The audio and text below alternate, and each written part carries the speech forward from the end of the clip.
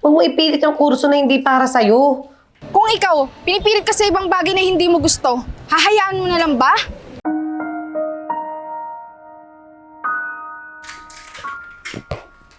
Anak, ano naman inaatupag mo? Oh, suot mo yung heels na yan. At saka eto, dress. Ayan, pang beauty queen na contest yan. Alam mo ba, niregister na kita sa barangay, Jalisha. Yung mga friends ko na dating nagpapakontest sa akin sa mga contest din sa barangay, beauty queen, ganyan, beauty contest. Ayun, nandun yung mga kumari ko. Isasali kita sa sa beauty contest dun. Kailan po yan? Next week na, kaya magpapa-photoshoot ka mamaya. Bilisan mo, isukat mo na yan. May exam po ako niyan eh. Naku, yung exam, makakapag-antay yan. Ano ba inaatupag mo? Akin na nga yung na yan, libro na yan. Kailangan ko po mag-aral dahil di ba alam niyo naman po na gusto ko maging doktor? Yun po yung gusto ko. Jalisha, ito na naman ba tayo? Huwag mo ipilit yung kurso na hindi para sa'yo. Una, ang mahal ng tuition fee dyan. Tsaka pangalawa, ang utos ko sa'yo na aralin mo, paano mag-catwalk, di ba? Huwag ka magmarunong. Bilisan mo, isukat mo na yan. Alam mo ba? Hay nako, nung kabataan ko, kung saan ako kumikita ng pera, kundi lang ako nabuntis sa'yo, sa pagbo-beauty queen ko. Makapang-asawa pa sana ako ng mayaman kung nagkapanapanalo ko Bilisan mo na para naman matupad mo yung pangarap ko. Kung di kita inanak sana beauty queen na ako ngayon. Sukat mo na yan, photoshoot tayo. Sige po, susubukan ko po. Walang susubukan. Walang pero, bilisan mo doon magpo-photoshoot ka dahil maganda yung mood mo. Maligo ka. Mag-freshen up ka doon. Huwag kang bumusangot. Dapat nakangiti ka doon. Maganda yung aura mo. Wisit, dapat pang beauty queen ka Ouch! Bilisan mo maglakad, bubita. Tanga-tanga. Ano ginawa mo sa stage kanina? Di ba ang sabi ko sa'yo, pag nagtanong sa'yo, yung mga nagtatanong sa pageant, ang sabihin mo agad, thank you for that wonderful question. Simple, bubita. Hindi mo pa nasagot. Ano ba yan? Yung simple na po yun, hindi ko nga po kaya eh. Kaya hindi mo kaya kasi ikaw mismo, hinilimitahan mo yung sarili mo sa kaya mo. Kaya hindi ko kaya kasi hindi ko gusto yung ginagawa Huwag ko. mo ko sigawan Sasampal-sampalin kita. Gusto mo bang hindi ka na mag-aral? Para makapokus ka sa pagmamodel na yan? Tatanga-tanga ka ngayon, naaray-aray ka, nadapa ka pa sa stage. Ba't hindi? Dahil lang po sa beauty contest na yan, hindi niyo ako pag-aaralin? For what? Para mag-focus ka sa contest sa susunod na taon. Kahit hindi mo ako pag-aralin, hindi ako titigil mag-doktor at mag-aral ng doktor dahil yun yung gusto ko.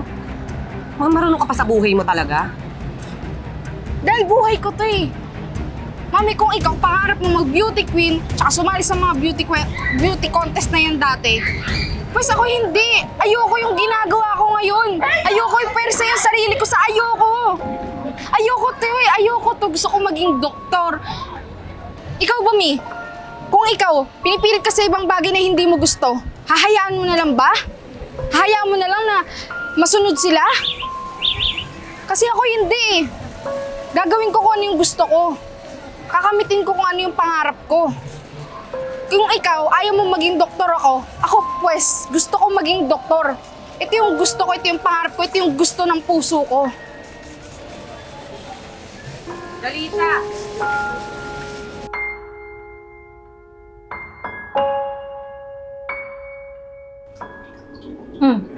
Kabusahok na naman yung mukha mo. Pinag-bake na nga kita ng pizza eh. Nag-away na naman kayo ng mami mo, no? Ako po, tita eh. Ano ba yan?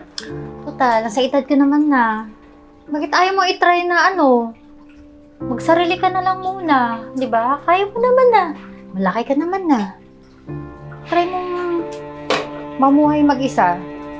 Kaysa naman nag-aaway kayo lagi ng mami mo. Kami nga magkapatid, lagi kami nag-aaway. Kayo pang magnanay. Talaga kami magkasundo nun. Paano ko po yan gagawin? Parang hindi ko po kaya. Iniwan na nga po siya ng daddy ko. Iwan na rin siya ng daddy ni Gavin. Pati pa naman po ako, iiwan ko siya. Paano na lang po magiging takbo ng buhay niya? Well, minsan di naman masama na unahin mo yung sarili mo. Isipin mo yung kapakanan mo. Tsaka, syempre, para magawa mo yung talagang gusto mo sa buhay, di ba? Kesa naman,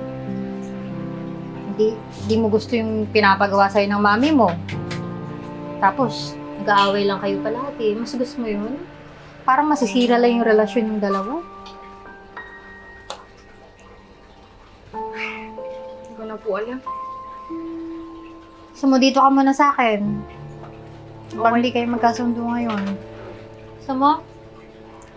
Sige po. Okay lang po ba? Hindi po ba nakaka-istorbo? Aba, hindi naman. Ikaw pa. Lakas ka sa akin eh. Sige po, tita. Kainin mo tong binay ko ah. Okay po.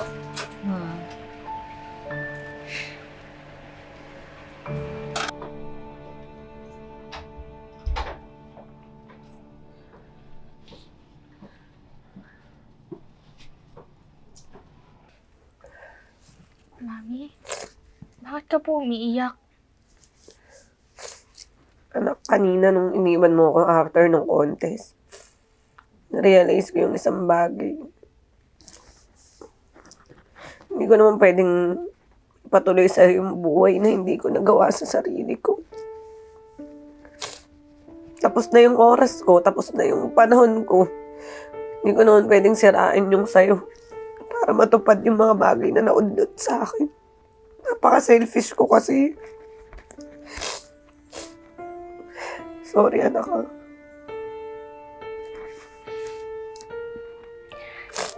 Pasensya na rin po kayo, Mi. Hindi ko lang po talaga gusto yun, eh. Pasensya po, nabigo ko kayo kanina. Yung question and answer. Hindi po talaga ako para dun. Anak, alam mo, naiintindihan kita eh. Kasi hindi mo naman sa puso yung ginagawa mo eh. Yun nga yung mali ko eh. Bilang nanay, dapat nakasuporta ako sa pangarap mo. Dapat gawin ko yung best ko para matupad ko naman yung sayo. Hindi ko na nga natupad yung sa akin eh. Ano ba naman yung pangarap mo, di ba? May tupad natin. Sorry anak ha. Pasensya ka na. Sorry din po, Mi. Kasi nasagot ko kayo kanina. Pasensya po, Mami, ha. Ano kaya mo? Tutuparin natin yung pangarap mo. Sa kahit anong paraan, pagsisikapan ko na matulungan ka. Para ano ba naman yung katuparan ng sayo, eh katuparan na rin ang pangarap ko. Oh, here you are, face to face in this trashy bar. Another glass and I am going places. Makes me laugh about the irony